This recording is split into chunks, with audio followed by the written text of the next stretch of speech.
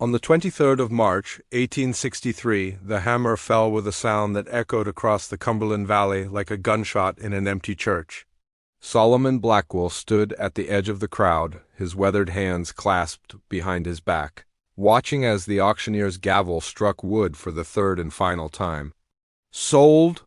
the man bellowed, his voice carrying across the assembled buyers who had come to pick over the remains of the Thornton estate like vultures circling a carcass.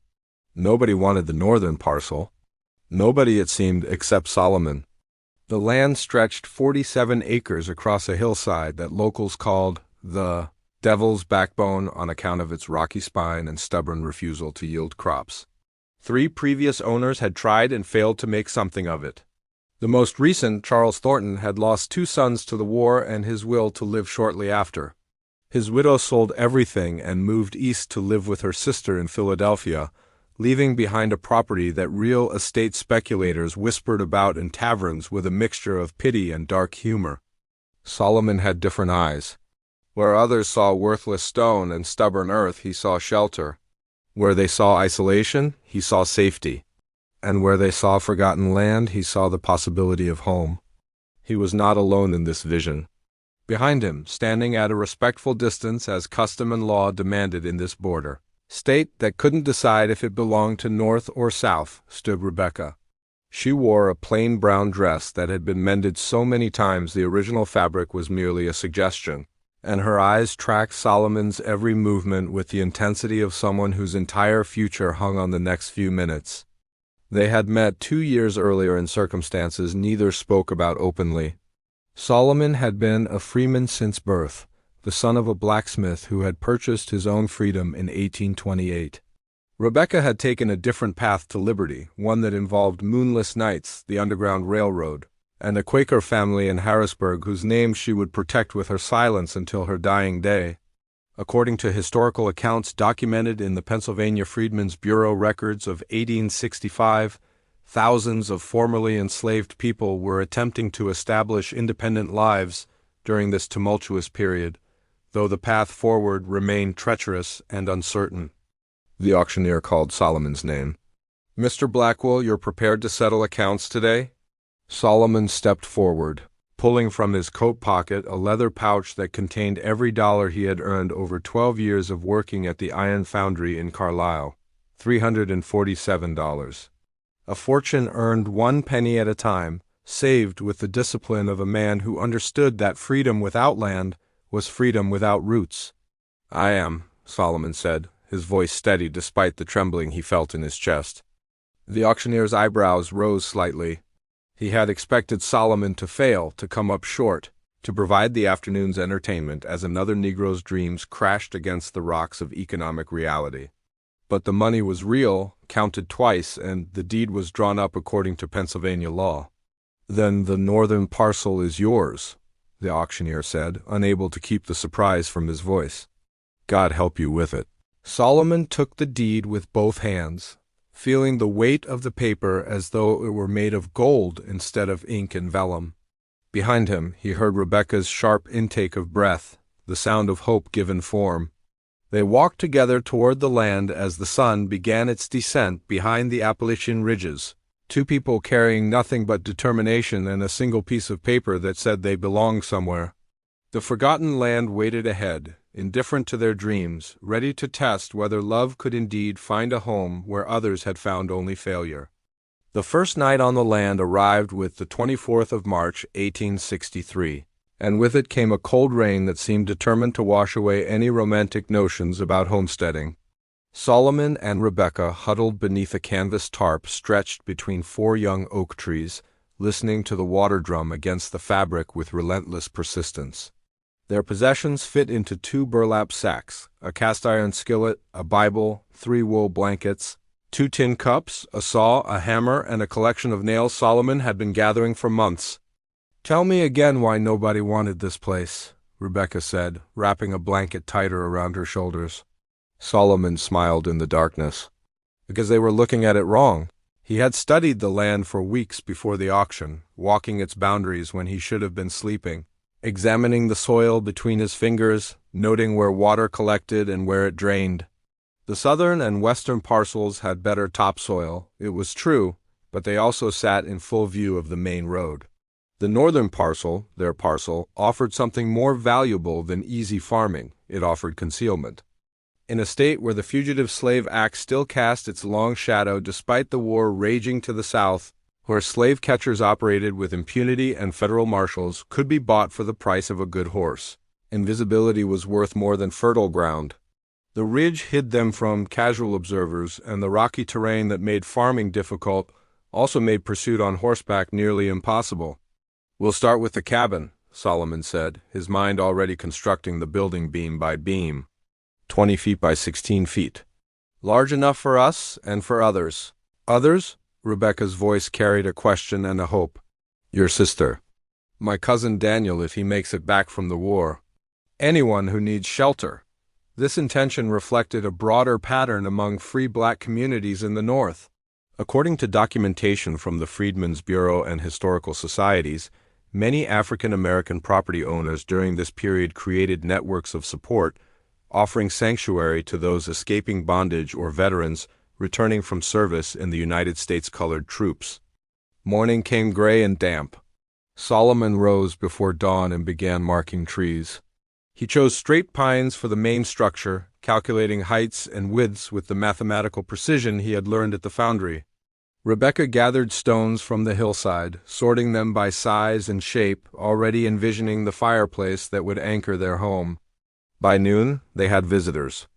3 white men on horseback appeared at the southern edge of the property, sitting their mounts in a way that suggested they were accustomed to being obeyed. The leader, a man with a thick beard and cold eyes, called out without dismounting, "You the Negro who bought Thornton's bad luck land?" Solomon straightened from his work, keeping his hands visible, his posture non-threatening but not servile. "I'm Solomon Blackwell. This is my property, legally purchased." "Legal don't mean wise," the man said. "This county's got certain understandings."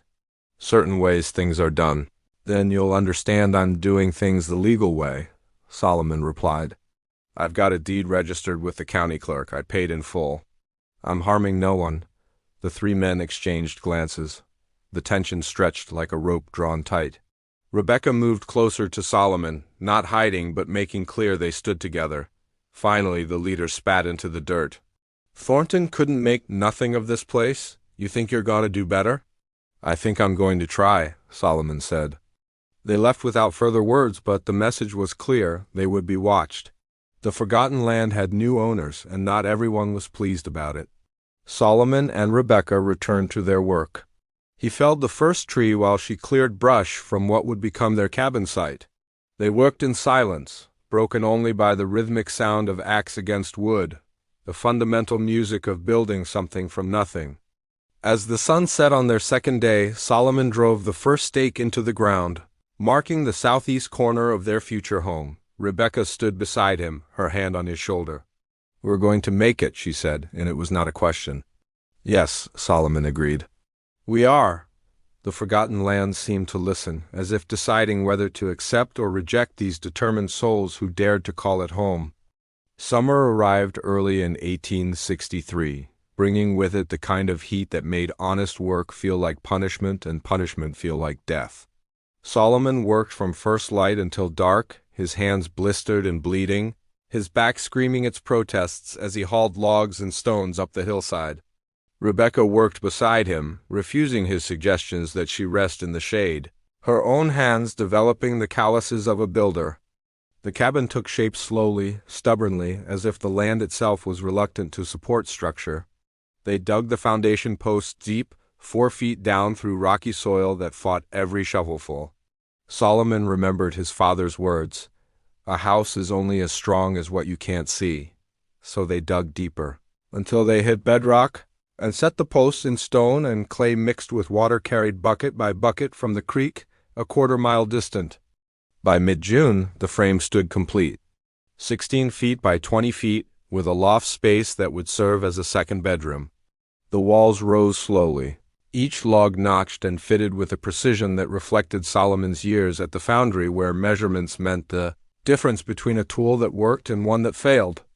Their neighbors, such as they were, maintained a careful distance.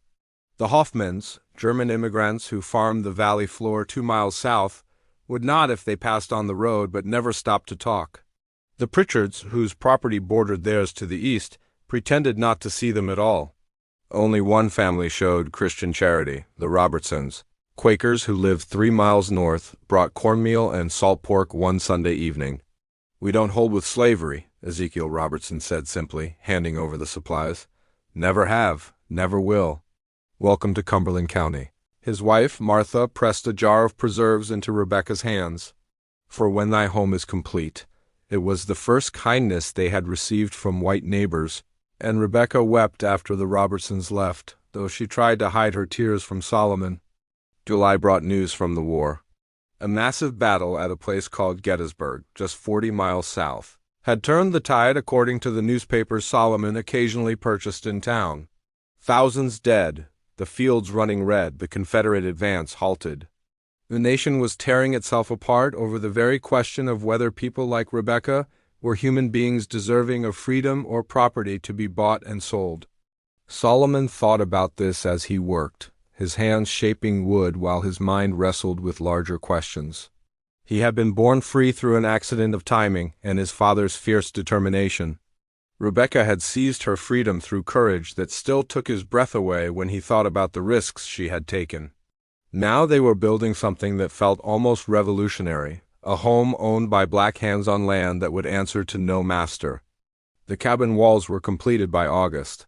Solomon and Rebecca stood inside the empty structure, looking up at the exposed rafters, smelling the sharp scent of fresh-cut pine. The space felt simultaneously massive and intimate, a shelter against the world and a declaration of their right to exist in it. "I want children here," Rebecca said suddenly. "I want them to be born free under this roof on this land." Solomon pulled her close, his chin resting on top of her head. "They will be. I promise you that." Historical records from the post-Civil War period, particularly those maintained by the Pennsylvania Historical Society, document the establishment of numerous African-American homesteads during this era, though many faced significant opposition and legal challenges. They spent September building the fireplace, the most critical element of their home. Rebecca, who had learned masonry from her grandfather in Virginia before her escape, supervised the construction with an expert eye. They gathered flat stones from the hillside, selecting each one for its shape and size, fitting them together like an enormous puzzle. The chimney rose slowly, stone by stone, held together with mortar made from clay, sand, and lime Solomon purchased in town. It was backbreaking work, each stone lifted and positioned, checked for level, adjusted, and secured. But when they finished, the fireplace stood 7 feet tall and 5 feet wide, capable of heating their entire home and cooking their meals. On the 30th of September, they lit their first fire. The smoke rose straight and true through the chimney, and the warmth spread throughout the cabin. Solomon and Rebecca sat on the floor, backs against the wall, watching the flames dance. "We have walls," Rebecca said. "We have fire, we have home," Solomon added. Outside, the forgotten land stretched into darkness, no longer quite so forgotten, beginning to remember what it felt like to be loved. The first snow fell on the 19th of November, 1863, arriving with the kind of silent determination that transformed the world overnight. Solomon woke to find 3 inches of white covering everything they had built, the cabin standing like a defiant fortress against the season's assault. He and Rebecca had spent October completing the roof, laying split shingles that overlapped like scales on a fish, and now they would learn if their work could withstand winter's judgment. The cold came hard and stayed long. Temperatures plunged until the water in their bucket froze solid overnight. Solomon learned to bank the fire before sleeping, feeding it throughout the night so they wouldn't wake to ice inside their own home. Rebecca stuffed the gaps between logs with moss and clay, creating a seal against the wind that howled down from the mountains like something alive and angry. They had prepared as best they could. Solomon had cut and stacked 3 cords of firewood under a lean-to he built against the cabin's north wall. Rebecca had preserved everything she could from their small garden, beans dried and stored in cloth sacks, potatoes buried in a root cellar dug beneath the cabin floor, wild berries made into jam using sugar Solomon had saved for months to afford. But preparation and survival were not the same thing. December brought a visitor. Daniel Blackwell, Solomon's cousin, arrived on a bitter afternoon with snow falling so thick it erased the horizon. He walked up the hillside leading a mule, his left arm ending in a bandage where his hand used to be. He wore the worn blue uniform of the United States Colored Troops, 54th Massachusetts Regiment, and his eyes carried the weight of battles Solomon could only imagine. "Cousin," Daniel said simply, as if 2 years of war and the loss of a hand were merely ordinary events to be mentioned in passing.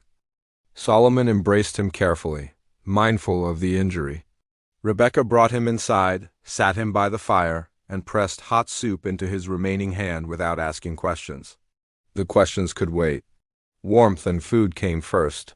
That night Daniel told them about Fort Wagner, about charging Confederate fortifications with men who knew they were running toward death, about watching friends fall around him like wheat before a scythe. He spoke quietly, without drama, stating facts as if describing the weather. His hand had been destroyed by grape shot during the assault. The surgeons had taken the rest when infection set in. "War's gonna end," Daniel said, staring into the fire. "We're winning." "But the cost?" He trailed off, unable or unwilling to name the price they were paying. Solomon found himself grateful for the forgotten land, for its isolation and its difficulty, for the fact that it had kept him from enlisting. He had wanted to fight, had felt the pull of duty when President Lincoln issued the Emancipation Proclamation the previous January. But Rebecca had asked him to stay, to build instead of destroy, to create a place where soldiers like Daniel could return and remember what they were fighting for. The winter deepened. Christmas came and went, marked only by Rebecca's determination to make something special, a cake made with hoarded flour and dried apples, sweetened with honey she had traded for with a beekeeper in Carlisle. The three of them sat around the fire, eating cake and singing hymns, creating warmth against the cold in ways that had nothing to do with wood and flame. January of 1864 brought the hardest test. A storm rolled down from the north, burying the cabin in snow up to the windowsills. They were trapped inside for 4 days, listening to the wind scream and the cabin creak, wondering if the roof would hold, if the walls would stand, if their carefully constructed shelter would prove sufficient against nature's fury. Solomon checked the structure constantly, looking for leaks, for cracks, for any sign that their work had been inadequate, but the cabin held. The roof shed snow rather than collapsing beneath its weight. The walls blocked the wind. The fireplace drew perfectly, pulling smoke up and out while radiating heat inward. "You built well," Daniel said on the third day, watching Solomon make another inspection tour. "This place will last. It has to," Solomon replied. "Others will need it." He was thinking ahead, already planning. The war would end eventually, and when it did, thousands of formerly enslaved people would need land, shelter, community. This cabin on forgotten land could be the first of many, a seed from which something larger might grow. Rebecca understood without being told. She had already started teaching Daniel to read, using the Bible and old newspapers, knowing that literacy would be a weapon in the battles to come. Education, property, community, these were the tools they would need in a world that didn't want them to succeed. The storm broke on the 5th day. They emerged from the cabin to find a world transformed, white and pristine and impossibly beautiful. Solomon looked at Rebecca, at Daniel, at the home they had built. "We survived," he said. "We did more than survive," Rebecca corrected. "We lived." The forgotten land sparkled in the sunlight, no longer forgotten, beginning to understand its purpose. Spring arrived with the 17th of March, 1864, melting the last remnants of winter and revealing the damage wrought by months of cold. Solomon spent the first warm days repairing the lean-to, replacing shingles torn loose by wind, and checking every joint and beam of the cabin for signs of stress or rot. The structure had proven itself, but vigilance was the price of lasting construction. Daniel had stayed through the winter, his presence transforming their household from a couple into something resembling a family. He worked one-handed with a skill that impressed Solomon, learning to compensate for his loss with ingenuity and determination. Together they cleared land for a larger garden, breaking ground that had never known a plow, pulling stones that seemed to multiply overnight like some biblical plague. Rebecca planted with the precision of someone who understood that their survival depended on what grew in this soil. She had acquired seeds through trades and purchases: corn, beans, squash, potatoes, turnips. She planted in the Native American tradition she had learned from an elderly woman during her journey north, the three sisters together, each supporting the others, creating abundance from cooperation. But it was on the 9th of April that everything changed. Solomon was in town purchasing nails when he heard the news. General Lee had surrendered at Appomattox Courthouse. The war was over. The Confederacy had fallen. In the streets of Carlisle, people celebrated or mourned, depending on their sympathies, but Solomon felt something more complex than simple joy. The war's end meant freedom was law, but it also meant that 4 million people would be seeking what he had spent 2 years building, a place to belong. He rode home quickly, the news burning in his chest like prophecy. Rebecca and Daniel were working the garden when he arrived, and he told them without dismounting, the words tumbling out in a rush. "Lee surrendered. It's over." "We won!" Rebecca sat down on the ground, not from exhaustion but from the sheer weight of the moment. Daniel removed his hat and looked skyward, his lips moving in silent prayer or perhaps in remembrance of the friends who hadn't lived to see this day. That evening they sat around the fire and talked late into the night about what came next. The Freedmen's Bureau was being established, according to reports Solomon had heard, to help formerly enslaved people transition to freedom. But bureaucracy and assistance were abstractions. What people needed were concrete things: land, shelter, tools, knowledge. "We need to build more," Solomon said. This cabin was just the beginning. Over the following weeks, they developed a plan. The 47 acres could support multiple structures. They would build small cabins, simple but sturdy, that could house families. They would teach farming, literacy, trades, whatever skills people needed to establish independent lives. The forgotten land would become a community. Rebecca had concerns. "We barely have enough for ourselves. How can we support others?" "We can't do it alone," Solomon admitted. "We'll need help, partners." He thought of Ezekiel Robertson, the Quaker who had shown them kindness. He thought of the Freedmen's Bureau representatives he had met in town. He thought of the northern philanthropists he had read about in newspapers, people who claimed to support the cause of the freedmen with more than just words.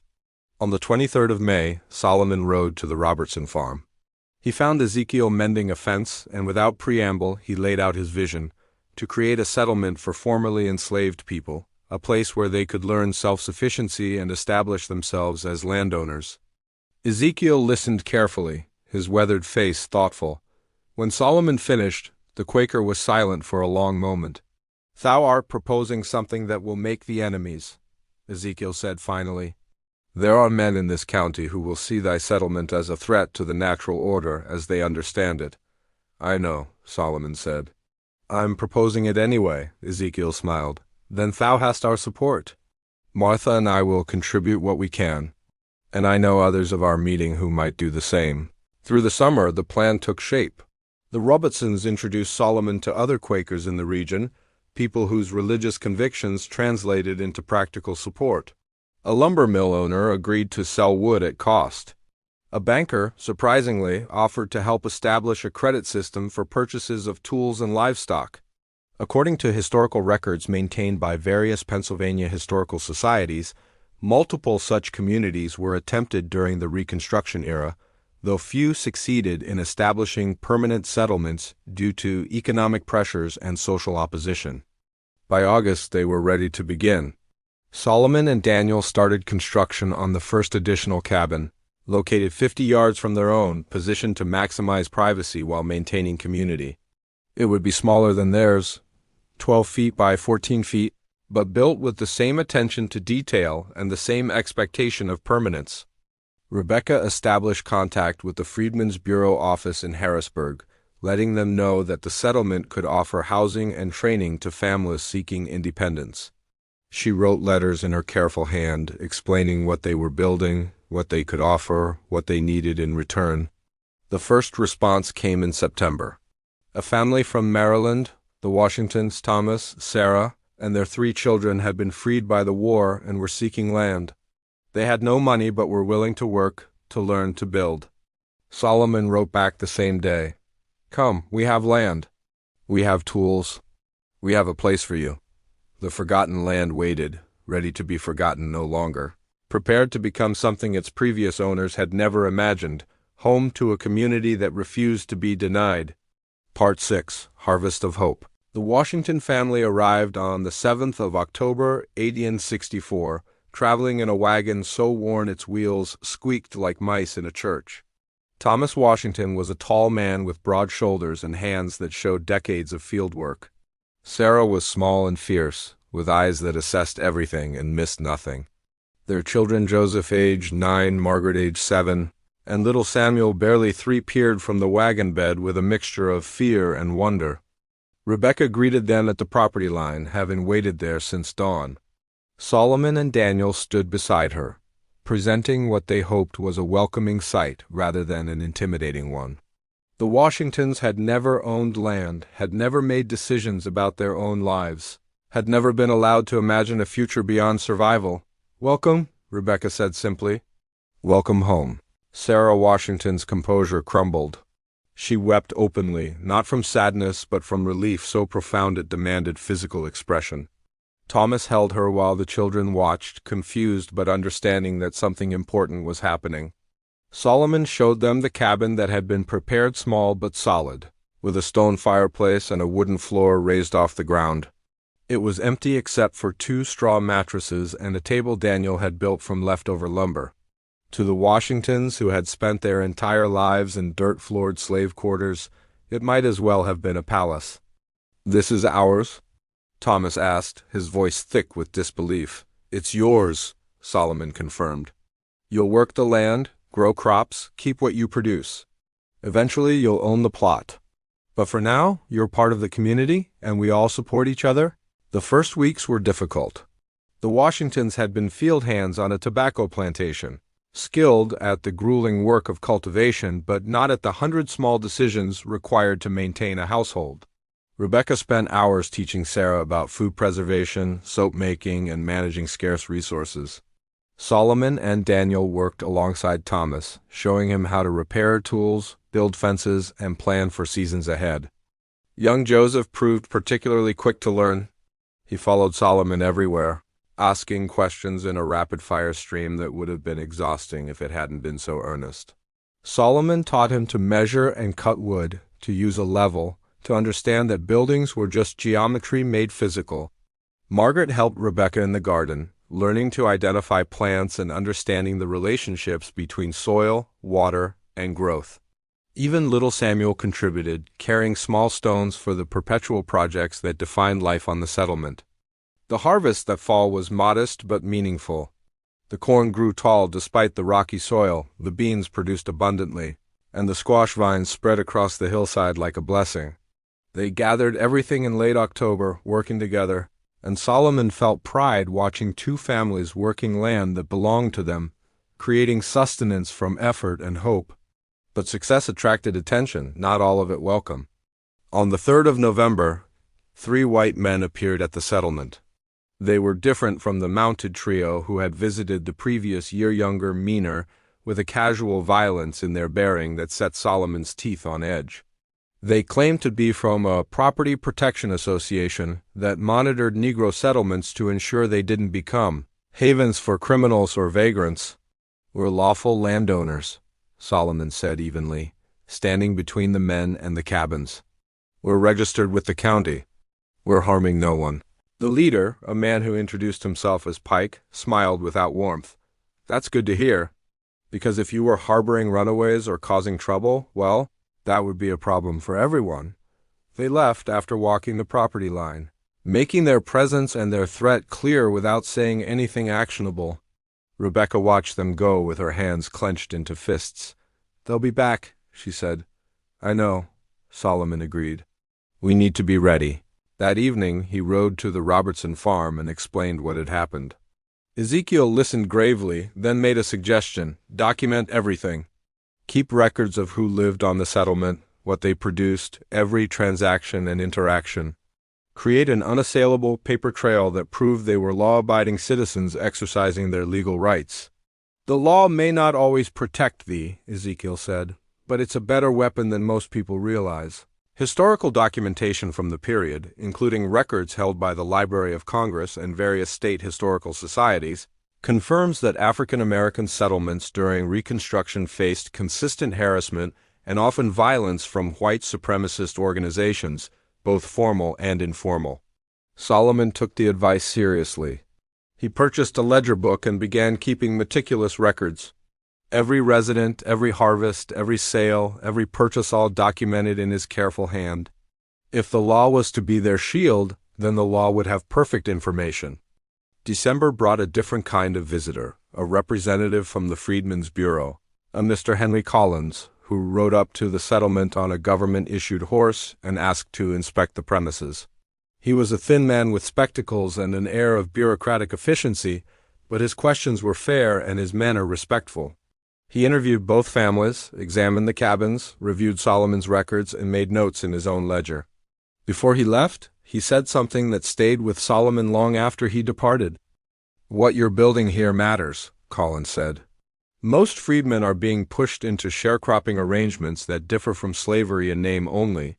But property ownership, real independence, that's what will determine whether emancipation becomes real freedom or just a different kind of bondage." As winter approached again, the settlement prepared. 2 cabins now stood on the forgotten land, 2 families making lives for themselves, children growing and learning and imagining futures their parents had never been allowed to consider. The harvest was stored, the fires were burning, and the community endured. The year 1865 began with news that should have brought universal celebration but instead arrived, like a stone dropped into still water, sending ripples in every direction. On the 31st of January, Congress passed the 13th Amendment, formally abolishing slavery throughout the United States. The news reached the settlement on a gray February afternoon, carried by Ezekiel Robertson, who rode up the hillside with newspapers and proclamations. Solomon gathered everyone at the main cabin, both families, Daniel, even the children, and read the amendment aloud. His voice caught on certain phrases. "Neither slavery nor involuntary servitude, except as a punishment for crime whereof the party shall have been duly convicted, shall exist within the United States." Rebecca wept. Sarah Washington wept. Even Thomas, who rarely showed emotion, wiped his eyes roughly and looked away. The children didn't fully understand, but they sensed the magnitude and stayed quiet. "What this means," Solomon said carefully, "is that what we're building here isn't just our dream anymore. It's the law of the land. We have the right to be here, to own property, to live as free people, but rights on paper and rights in practice were not the same thing, as they would learn repeatedly in the months ahead." Spring brought opportunity and challenge in equal measure. Through the Freedmen's Bureau and word of mouth, traveling along the invisible networks that connected black communities, more families heard about the settlement. In March, the Johnsons arrived, Elijah and Ruth, middle-aged and worn but determined. In April came the Turners, a young couple with ambitions to farm. By May, 6 families lived on the 47 acres, and Solomon was planning the construction of additional cabins. The forgotten land was forgotten no longer. It had a name now, given by Rebecca, Freeman's Ridge. The name stuck, appearing on maps and in correspondence, transforming anonymous geography into a place with identity and purpose. But success bred opposition. The Property Protection Association that had visited the previous November had evolved into something more organized and more dangerous. They called themselves the Cumberland County Regulators, and their stated purpose was maintaining social order and property values. Their actual purpose was intimidating African American landowners into abandoning their claims. On the 19th of May, someone set fire to the Turners' newly completed cabin. The flames were discovered quickly. Daniel happened to be walking the property line and saw the smoke, and the damage was contained to one wall and part of the roof. But the message was unmistakable. Solomon reported the incident to the county sheriff, a man named Patterson, who listened with obvious disinterest and promised to look into it with the enthusiasm of someone volunteering for dentistry. No investigation followed. Ezekiel Robertson advised bringing in the Freedmen's Bureau more formally, establishing an official relationship that might provide federal protection. Solomon agreed and drafted a detailed letter to the Bureau's Philadelphia office, describing the settlement, its residents, its success, and the threats it faced. The response came in late June, a visit from two Bureau agents, both white men who examined the settlement with the skeptical eye of auditors, convinced they would find fraud. They questioned residents separately, inspected buildings, reviewed Solomon's meticulous records, looking for evidence that Freeman's Ridge was a front for something illegal or a drain on federal resources. Finding nothing irregular, they left with a warning. The Bureau can't provide military protection for every Negro settlement in Pennsylvania. You'll need to rely on local law enforcement. Local law enforcement doesn't want us here, Solomon said bluntly. That's a political problem, not a Bureau problem, one agent replied with the callousness of a man who would go home to safety while others lived with consequences. After they left, Solomon called a meeting of all the adult residents. They gathered in the evening, 15 people sitting in and around the main cabin, discussing their situation with the seriousness it deserved. We have choices, Solomon said. We can leave, find safety elsewhere. We can stay and hope the threats remain just threats. Or we can organize to defend ourselves. The debate lasted hours. Some argued for caution, for avoiding confrontation, for trusting that time and law would eventually protect them. Others, particularly the younger men, wanted to arm themselves and make clear they would not be driven away. Finally, Thomas Washington, who had been quiet throughout, spoke. I spent 40 years being told I had no right to defend myself, no right to resist, no right to fight back. I won't spend my freedom the same way. We stay, we organize. We make clear that Freeman's Ridge is our home and we're not leaving. The others agreed, one by one, until it was unanimous. They would stay, they would prepare. They would defend what they had built. Solomon purchased weapons, 3 rifles and 2 shotguns, through a sympathetic gun dealer in Carlisle. They established a watch schedule with someone always alert during the night. They created emergency plans, where children would shelter, how to signal for help, what to do if fire or violence came. The summer passed in tense peace. Crops grew, more cabins rose. The settlement expanded despite the threats, or perhaps because of them. Every board nailed, every stone laid, every seed planted was an act of defiance against those who wanted them to fail. On the 14th of August, President Lincoln's successor, Andrew Johnson, made a speech that was reported in newspapers throughout the North. He spoke of rapid reconciliation with the South, of restoring political power to former Confederates, of limiting federal intervention in state affairs. The implications for freedmen were ominous. "The war's over," Daniel said bitterly, reading the newspaper account. But the fight's just beginning. Solomon looked out at Freeman's Ridge, at the cabins dotting the hillside, at children playing in the dusty paths between buildings, at families cultivating land that was legally theirs. "Then we'll keep fighting," he said. "We've come too far to stop now." Winter descended upon Freeman's Ridge with the 7th of December, 1865, bringing temperatures that froze the ground solid and winds that found every crack in every cabin, despite the residents' best efforts at sealing them. But the cold was the least of their concerns. News from the wider world grew increasingly troubling as President Johnson's policies made clear that the federal government's commitment to protecting freedmen was lukewarm at best. The black codes were spreading throughout the South, laws designed to restrict African American freedom through vagrancy statutes, apprenticeship requirements, and labor contracts that differed from slavery in name only. Pennsylvania had no such laws, but the sentiment behind them existed here too. Lurking in courthouse conversations and tavern talk, waiting for opportunities to reassert old hierarchies under new names, the residents adapted and persevered. Solomon had established a school in the main cabin, where Rebecca taught reading, writing, and arithmetic to children and adults alike. She used whatever materials she could acquire, old newspapers, borrowed textbooks, a chalkboard Daniel had built from smooth pine painted with lampblack mixed with linseed oil. Young Joseph Washington, now 10 years old, had become her star pupil. He could read at a level that would have impressed educated adults, and he demonstrated a particular aptitude for mathematics that Solomon recognized and encouraged. Margaret Turner, 8 years old, showed artistic talent. creating drawings of the settlement that captured details adults overlooked. The education happening in that cabin was revolutionary in ways that transcended the simple acquisition of literacy. These were children and adults who had been legally prohibited from learning to read under slavery, whose very intelligence had been denied by those who benefited from keeping them ignorant. Every lesson was an act of reclamation.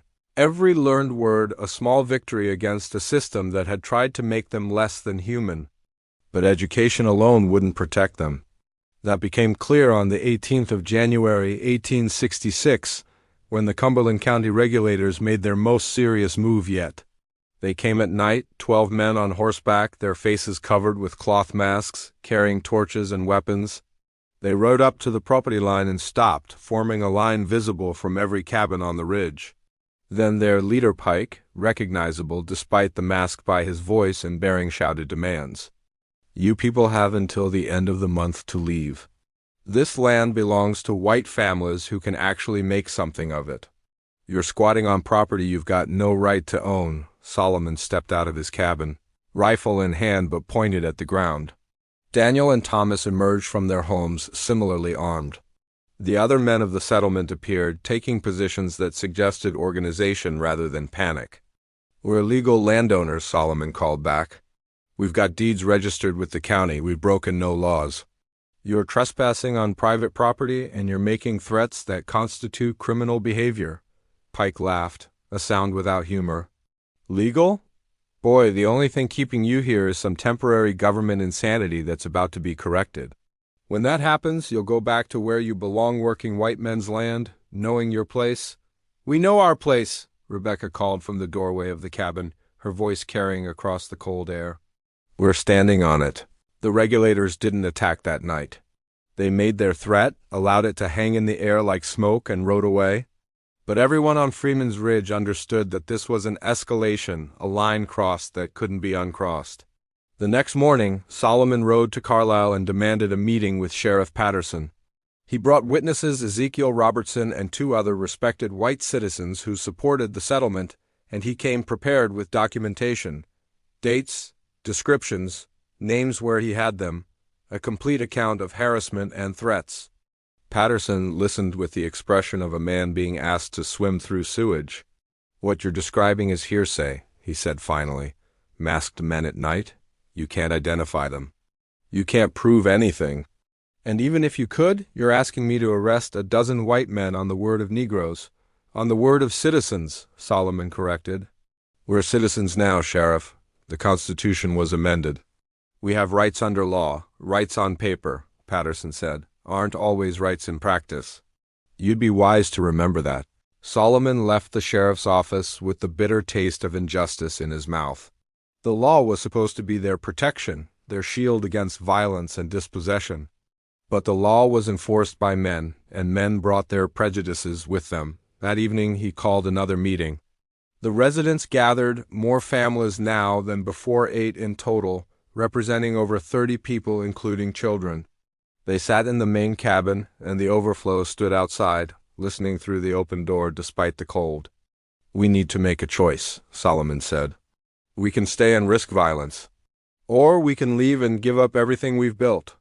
Historical records from this period, maintained by state archives and documented in various academic sources, show that many black settlements faced similar circumstances, with outcomes varying based on local conditions and the determination of residents. The debate was more subdued than before, weighted with the understanding that they were discussing potential death rather than mere hardship. Parents looked at their children and calculated risks that no one should have to calculate. It was Elijah Johnson, usually quiet, who spoke the words that settled the matter. "My grandfather was born in chains. My father died in chains. I'll be damned, pardon me, Lord, if I let fear put chains back on me after I've tasted freedom. We stay, we stand. We make them understand that we're not leaving." One by one, the others agreed.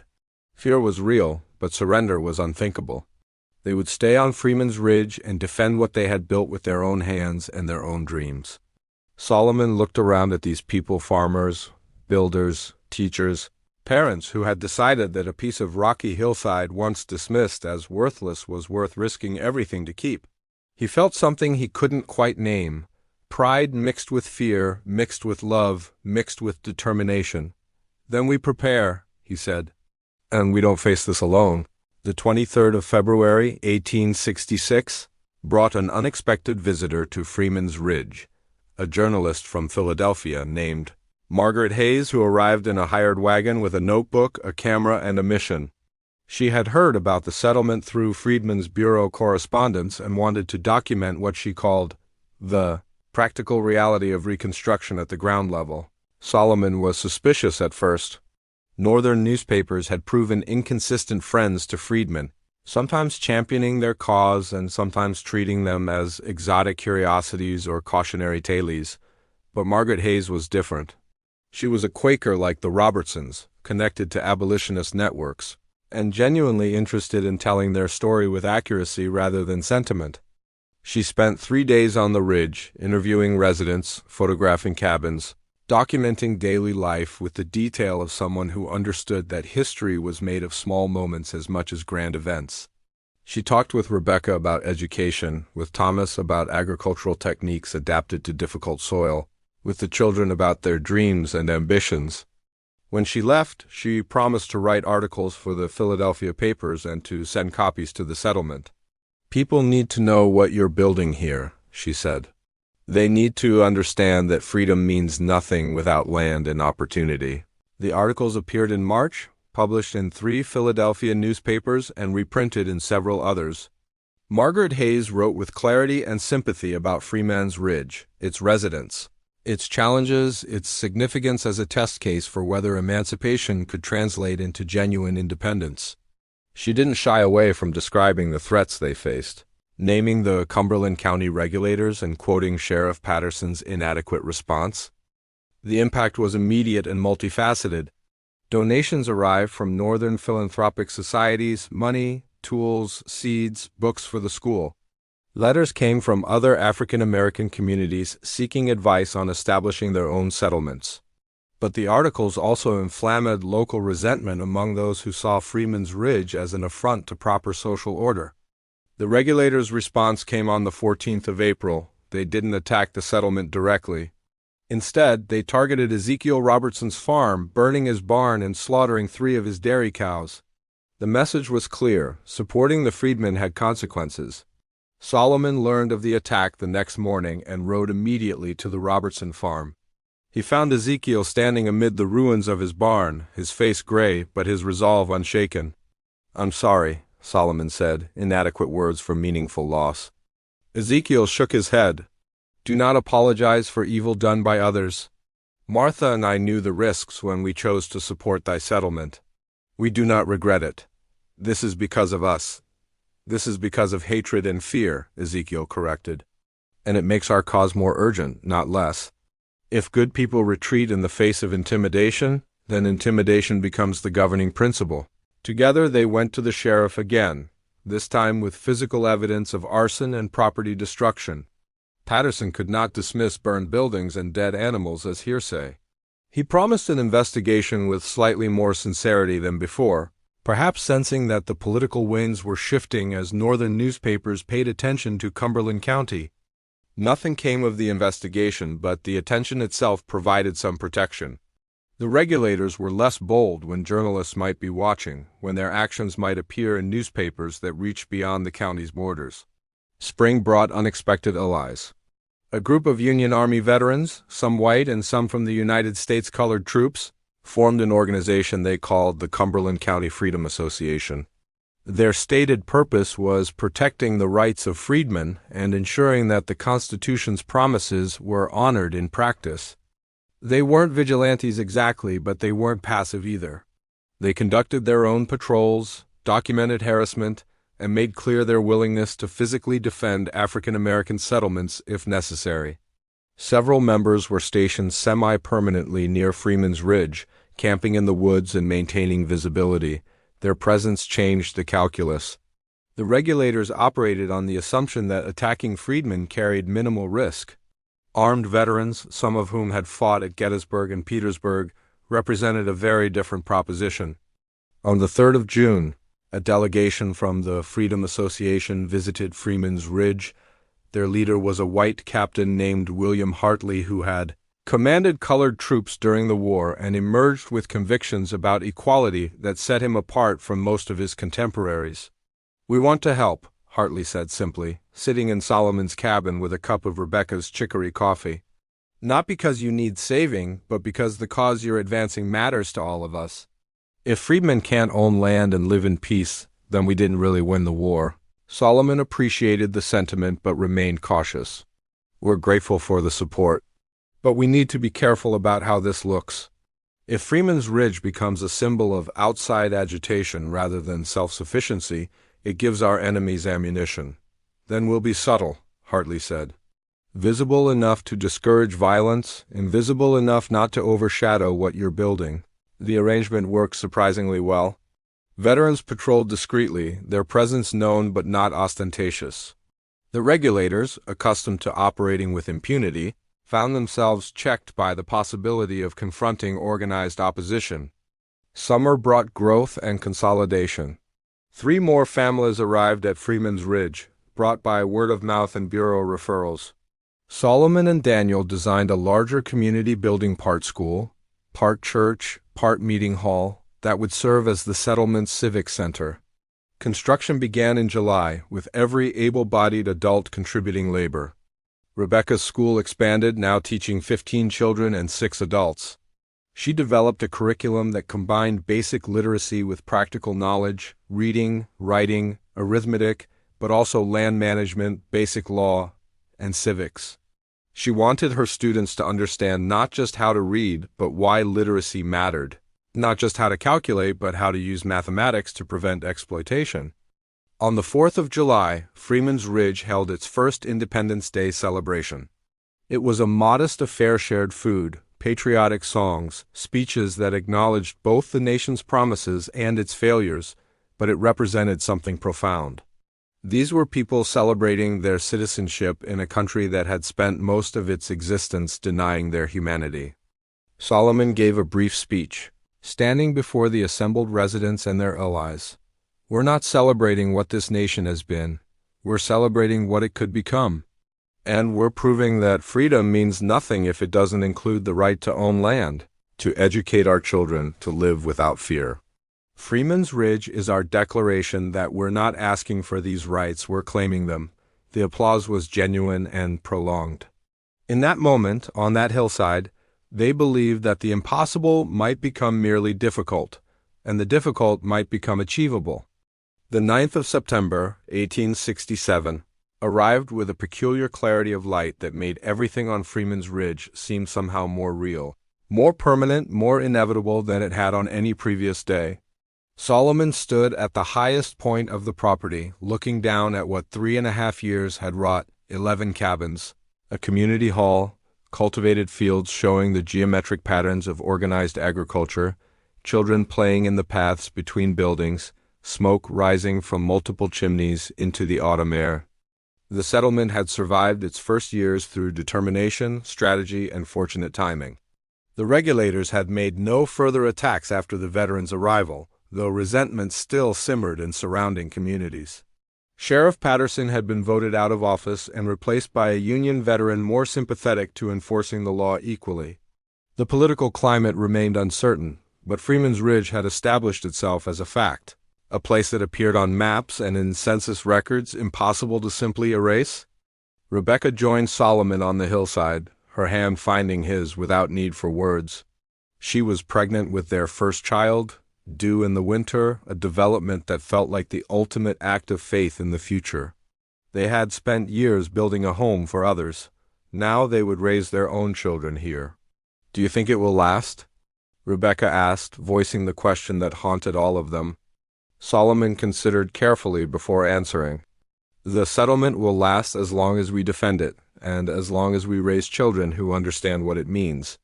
The larger question is whether America will honor its promises to freedmen. That's still undecided."